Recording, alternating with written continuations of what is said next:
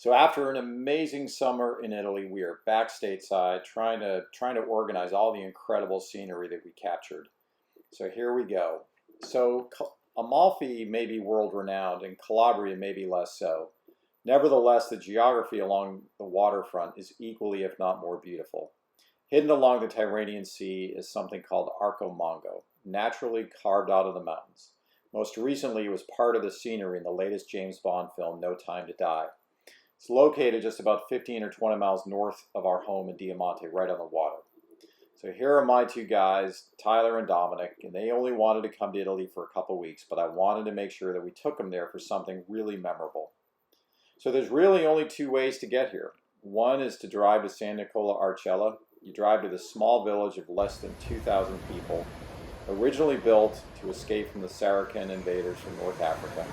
But entering Arco Mango from there requires a scary climb along the cliffs of the mountains before you descend into the cave. Well, given my fear of heights, that's not a possibility. So the second option is by boat.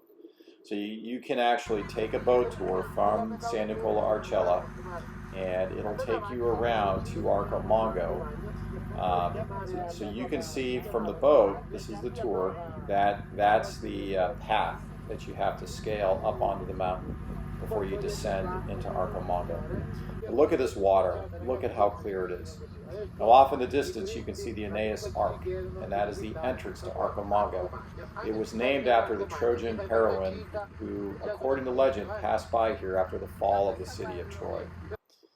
This is actually Arco Mango, and it's most spectacular actually at night. If you stay till sunset and you see the sun coming through that opening, it's supposedly pretty remarkable.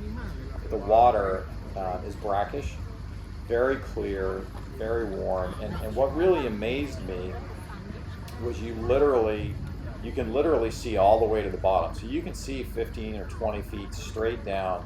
It's the cleanest water I've ever seen in my entire life. It's absolutely gorgeous. The boat tour is a very easy way to get in and get out of there. There's plenty of brave souls, unlike myself, that were happy to scale those cliffs and walk down there. But it is spectacular, and I would argue that it rivals just about anything that you could find, even in Amalfi. This is beautiful. This is what makes Calabria so special. There they are. There are the two guests of honor that we wanted to make sure that we entertained. So amongst Arco Mango nearby, this is Dino Island, or caves. So you've probably seen in the movies something called the Blue Grotto. Well, Amalfi has nothing on Calabria. Again, the water here is just turquoise blue, just spectacular, crystal clear, clean, warm. Lots of sea life, and that's the amazing thing in Calabria. So you think of Italy, and you think of all the cuisine being just strictly a lot of carbohydrates. Well, in Calabria, pasta is really just an appetizer, and so there's so much fresh seafood. So that there's octopus, and you name it, all kinds of amazing. Look, there you go. You can see right down to the bottom. You can see the fish swimming. Just spectacular. So the boat will take you right into the cave. And so you'll have a first-hand view of this spectacular natural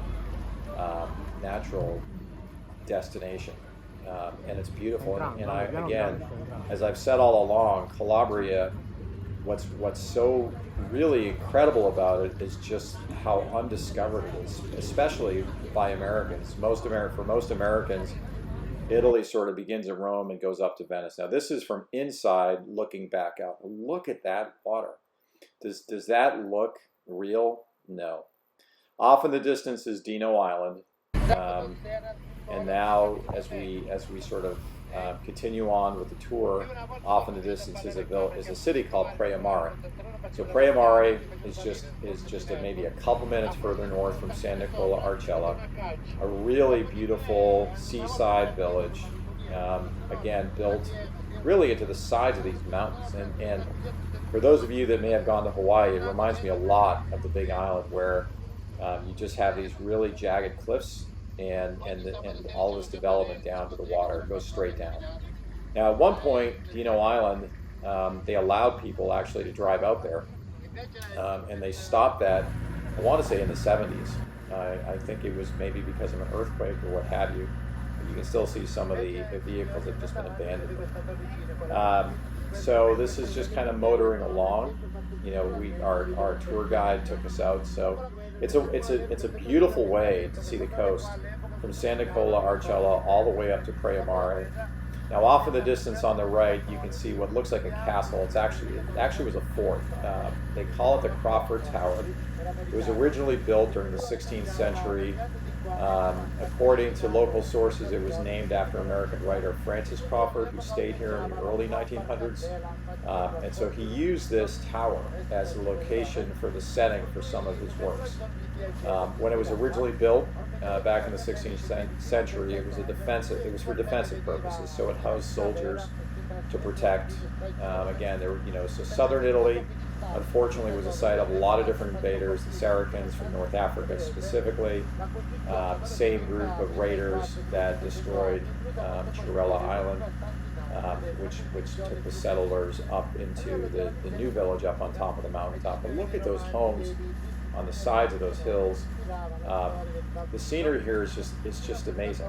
It's priceless, and this is why we love Diamante so much, and I'm just homesick for it. I can't wait. Hopefully I'll get to go back here very, very shortly. But you see this beauty, very much undisturbed. Our home in Florida, when you see Florida, you see nothing but hotels and high rises and commercial and strip malls and you name it. There's nothing of the kind here in Calabria. It's just not. It's history. It's gorgeous. It is the most natural, most beautiful natural scenery that you'll find on Earth. It's gorgeous. So now we're north of San Nicola Arcella. We're just kind of coming around here just again, kind of take in the views.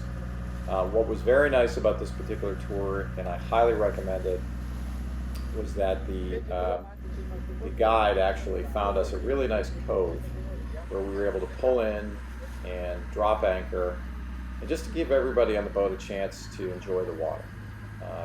Again, even for somebody like myself that has lived most of my life in Florida, I will tell you that the water here is even cleaner, more beautiful. We just loved it, just gorgeous. Now our home in Diamante is not right on the water, but we have views of the water, and I just love it. Now look at that.